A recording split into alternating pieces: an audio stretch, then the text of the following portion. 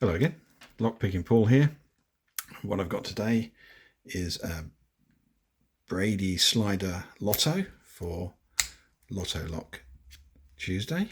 It's all plastic construction for use in environments where you don't want to have sparks or electricity. I got this from Jason34 on the UK Locksport forum. And he sent this through along with some other goodies, which was very, very generous of him. So I think the very least we could do is pick it open for Loto Lock Tuesday. These are not hard to pick. They are perilously hard to tension. And it's for that reason that they are very much a tool maker's lock. So to get these tensioned reliably, you really do need to make a tool, which I have done. And before we start with picking, I just want to show you a drawing.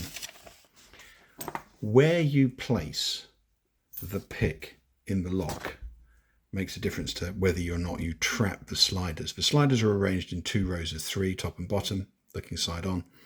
And I found that if I can place my very odd looking tension wrench in this sort of angle here, like this, between the first bank of sliders and the second bank of sliders, you can just get enough tension without having to move this around and not trap any of the sliders. So if anyone's having trouble with one of these type of locks, you need something that looks a little bit like this. The cutout there is so as the core turns, this doesn't bind on the casing. But that width of that tension of air is really quite critical, because too wide and it's going to be like this and it'll catch the sliders, too narrow and it'll just spin round. So that start wider and start filing it down until you get the perfect fit. And I can't stress that enough. I have opened these with standard tools in the past. It's just incredibly fiddly and no one needs that kind of pain in their life. So starting with a lock this way up, gonna get this in. And positioning again, and depth. You don't want it too deep in the lock. If you get it right, it should sit a bit like that. We should then just be able to gently work our way. Have I done that right? No, I haven't. Right. Trying to do this through a camera. Not so easy. Second time. Just a fraction of a millimetre difference makes all the difference. But then you just got to work your way around each slider very gently. You'll get a bind, it'll pop into place.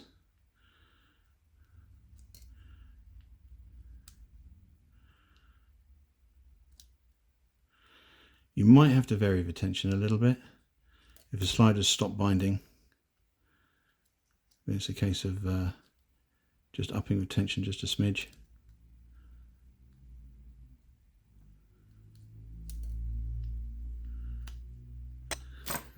Just notice that as you work your way through the sliders, this will drop into a progressively deeper and deeper falset.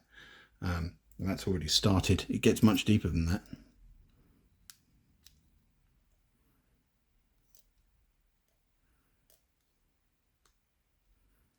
Let's get another one. And another one. Here you can see the falset now is really quite pronounced.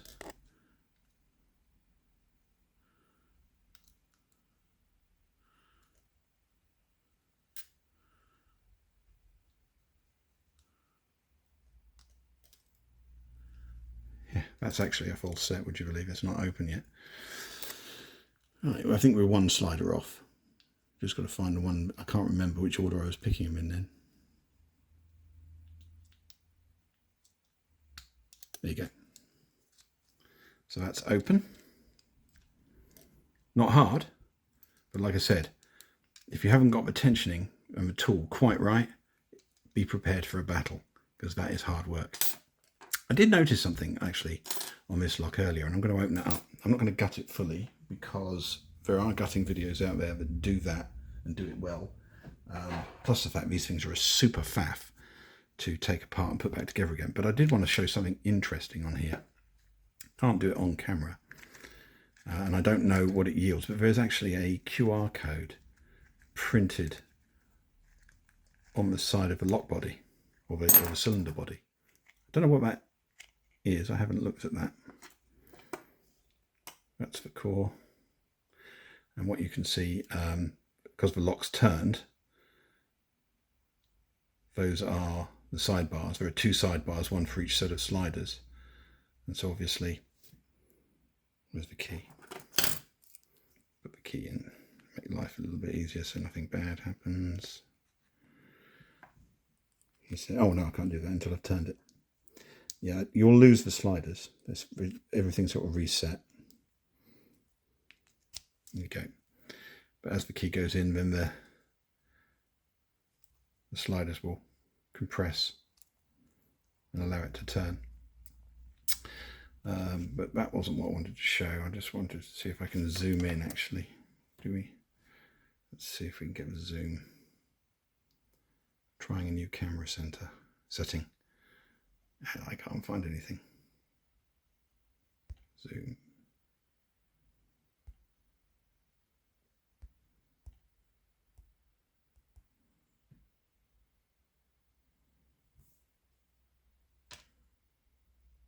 Well, you can see that.